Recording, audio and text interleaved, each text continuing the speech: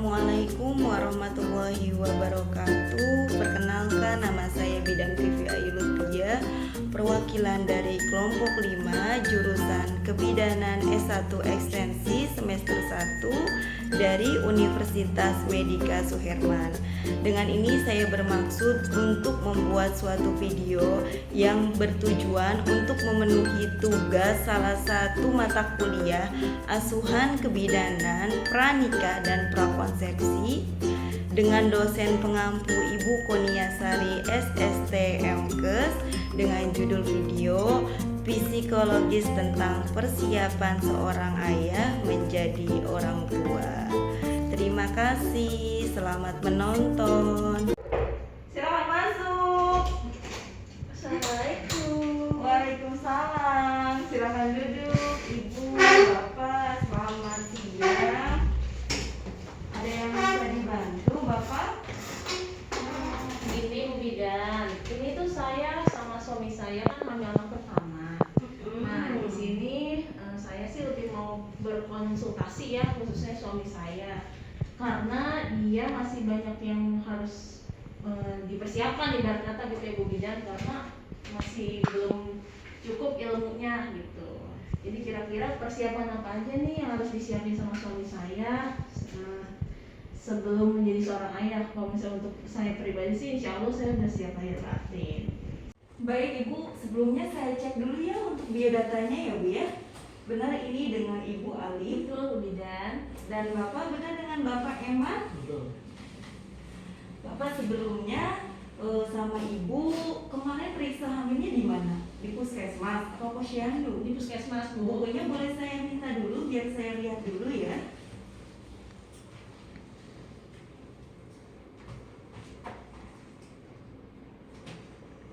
Oh iya ini. Ibu kehamilannya 8 minggu benar? Kemarin sudah USG Bu? Udah. Sudah. Bapak saya tanya, ini kan tadi saya menyambung konsultasi dari istri nih ya mengenai tentang persiapan seorang ayah. Ini kehamilannya benar diinginkan kan satu sama lain antara istri sama bapak. Jangan bapaknya nggak mau nih. Benar kan ya Pak ya? Benar Bu, suaminya udah benar-benar mau hamil istrinya. Bapak nggak suka ninggalin istrinya kan? Enggak, udah nggak mau main-main lagi ya, karena kan ini udah persiapan seorang ayah ya. Kalau gitu, biasanya nih, kalau misalnya tugas seorang ayah, kalau zaman dulu kan apa sih seorang suami kerjaannya paling ditanya tugasnya, dia biasanya jawabnya ngapain sih Pak? Tugasnya itu sekarang suami itu cari nafkah. Atau misalnya ngebantu istri, ngepel di rumah, biasanya kan jawabnya tugas suami itu cuma cari nafkah gitu. Benar nggak Bu? Betul. Nah, tapi mulai sekarang dirubah pola pikirnya Pak, bahwa tugas seorang suami itu bukan hanya mencari nafkah dari pagi, pulang sore, terus pulang minta dilayanin istri, minta disiapin segala keperluannya. Tidak seperti itu. Karena biar antara suami dan istri itu hidupnya harmonis, tugas seorang istri juga bisa dilakukan oleh suami. Apalagi istrinya sekarang lagi hamil ya Pak ya. Anak pertama yang diinginkan, biasanya banyak keluhannya, banyak maunya. Nggak mau makan, pengennya disuapin suami, bener nggak? Iya betul Bu Bidan. Enggak, males makan, mual-mual, lemes, pengennya tidur aja. Kadang suaminya pulang udah ngeluh nih, pengen dipencetin karena sakit pinggang, ya Bu ya. Nanti kalau menghadapi masalah seperti itu harus dipersiapkan. Bapaknya yang biasa dilayani sekarang gantian usaha untuk mengerti istrinya, biar sama-sama nanti saling menghargai ya Pak ya. Jadi jangan cuma mau dilayani sama istrinya aja. Tugas seorang suami sekarang bisa membantu tugas istrinya.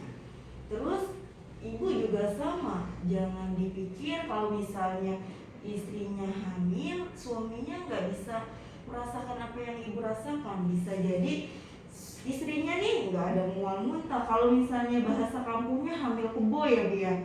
Iya, biasanya bisa terjadi sama suaminya, Bu. Biasanya suaminya nih yang gak mau makan, suaminya yang lemes, suaminya yang mual muntah. Itu terjadi pada psikologis seorang ayah yang istrinya sedang hamil, Pak. Kadang dia juga ikut ngidam. Istrinya udah ngidam belum? Gimana, Pak? Udah minta aneh-aneh? Udah minta rujakan nih, Pak? Tengah malam dibeliin nggak? Dibeliin. Itu udah termasuk suami yang luar biasa, menjadi suami yang siaga ya, Bu ya. Terus kalau gitu, apalagi Pak tugas seorang suami untuk istrinya yang sedang hamil? Apa Pak biasanya? Rasa bangga ya Pak ya, karena kan ini anak pertama. Oh saya bangga nih punya anak. Oh saya bangga nih bentar lagi saya punya keturunan. Itu adalah suatu rasa kebanggaan buat seorang laki-laki ketika dia mempunyai keturunan. Terus biasanya si suami itu lebih cemas kalau misalnya kerja, istri saya lagi ngapain ya? Istri saya nanti kenapa-napa ya? Itu biasanya mulai timbul rasa itu karena psikologis seorang ayah yang mulai timbul ketika istrinya sedang hamil. Terus apalagi Pak? Suka kesel karena kan orang hamil itu emosionalnya lebih timbul ya rasa sensitifnya. Misalnya nih pengen dibeliin sesuatu, ternyata bapaknya nih juga lagi nggak sempet. Biasanya istri itu akan timbul rasa cemas, rasa marahnya karena keinginannya tidak dipenuhi oleh suaminya, seperti itu. Terus Bapak tahu tugas seorang suami itu dimulai dari kapan sih Pak? Dari ibu hamil atau dari nanti sudah lahir? Dari hamil, benar Bu, si bapaknya udah paham kok. Udah paham ya Pak ya, karena kan udah siap-siap jadi seorang ayah. Benar, mulainya itu dari ketika ibu dinyatakan positif hamil. Tugas seorang ayah sudah dimulai Pak dari situ. Karena kenapa? Perkembangan seorang anak itu nantinya dimulai dari awal dia dinyatakan hamil gitu ya. Siap nih Pak ya? Siap. Apalagi nih untuk motivasi ke istrinya nih Pak, untuk biar istrinya itu lebih ngerasa oh diperhatiin, oh iya diutamakan gitu. Biasanya kalau misalnya memotivasi istri, kalau di umat Islam masih ada ya Bu ya, 4 bulanan, 7 bulanan. Nah itu salah satu motivasi seorang ayah yang ingin kehamilan istrinya itu lancar Bu, ingin istrinya sehat, ingin bayinya lahirnya sehat, selamat, tanpa ada kekurangan apapun gitu. Kalau rasa sayang udah otomatis ya Pak, makin bertambah apa makin berkurang Pak? Sayang sama istrinya bertambah, makin cinta kok Bu, tenang aja. Jangan berpikir nanti saya nih ya badan saya makin berubah, nggak seksi lagi kayak dulu sebelum hamil.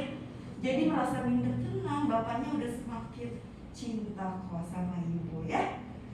Terus Bapak, tanggung jawab seorang suami pada istri itu dimulai itu dengan memenuhi kebutuhan fisik janinnya.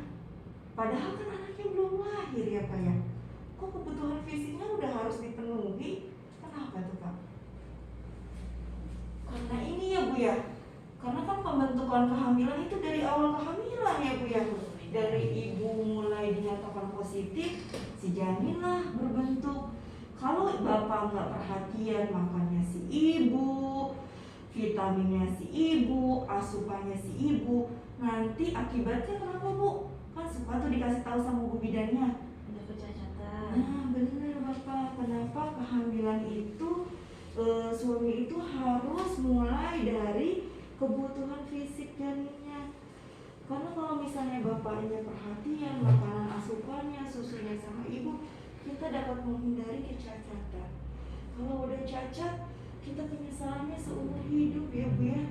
Nggak ada ininya, karena kan udah nggak bisa diulangi lagi kalau kecacatan itu.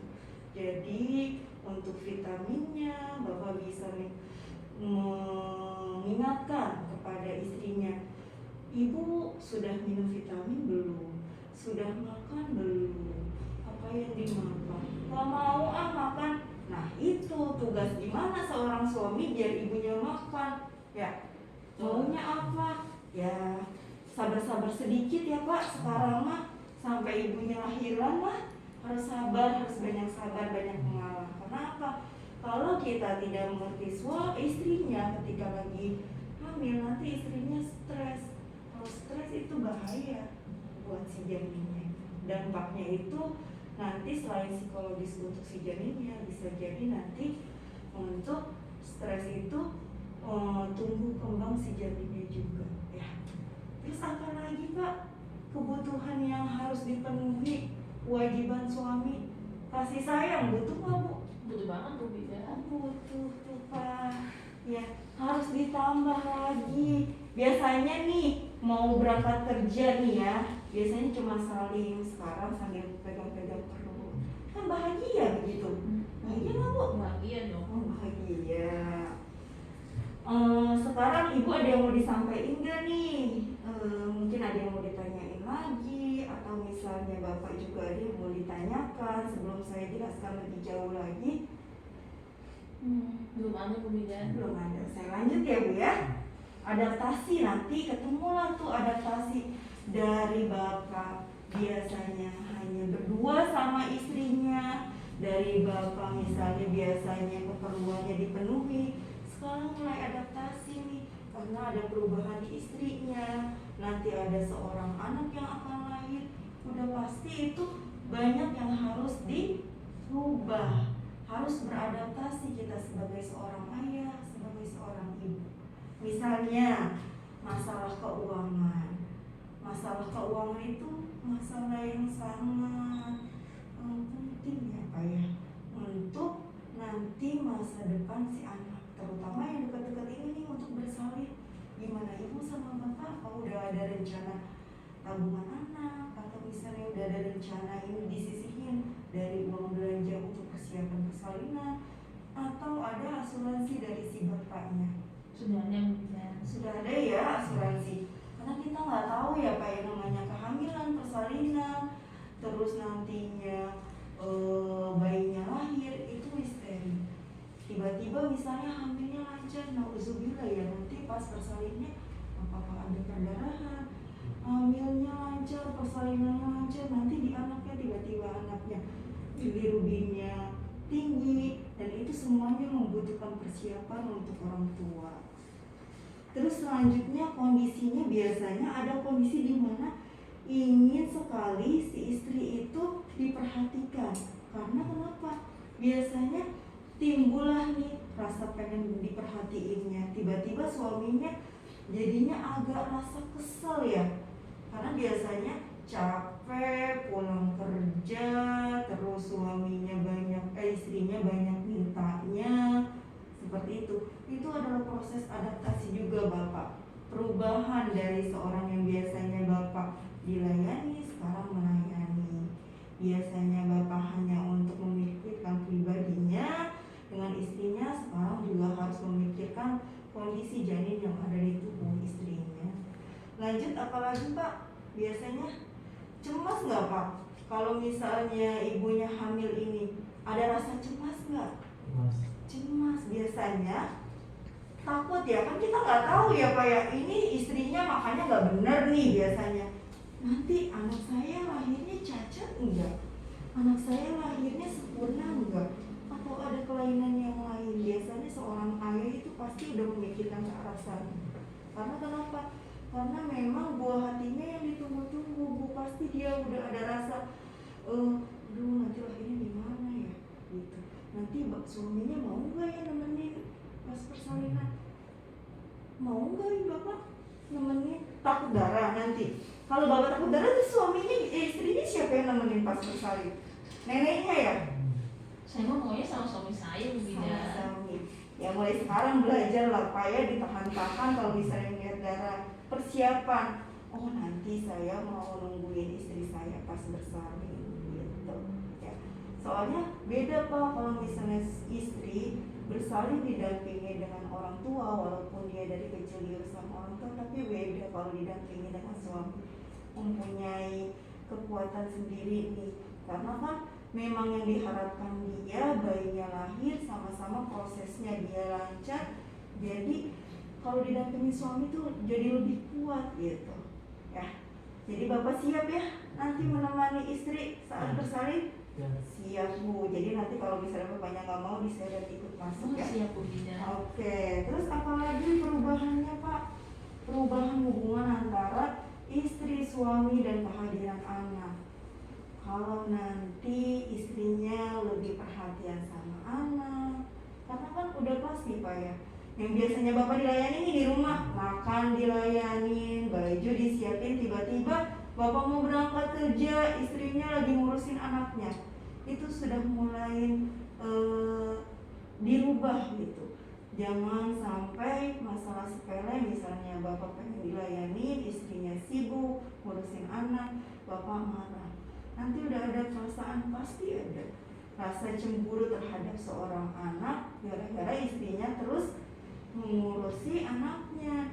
Kalau bagusnya itu bagi tugas Bu sama Bapak, biar nantinya Bapak juga bisa keurus sama-sama. Jadi ibu juga jangan egois ketika misalnya anaknya nangis tapi bapaknya juga butuh perhatian. Ibunya harus bisa tuh gimana membagi waktunya gitu. Ada lagi ibu yang mau ditanyain Bu? Belum ada Bu Bidan. Belum ada. Bapak juga gimana? Udah siap nih menjadi seorang ayah? Udah nggak ragu lagi nih? Sudah nggak nanti gimana ya, mulai sekarang kan sekarang banyak nih ya Bu ya pembelajaran seorang pasangan suami istri baru untuk belajar nanti persiapan orang tua, misalnya cara memandikan bayi, cara menggendong bayi, menggantikan popoknya, sudah banyak Pak persiapannya.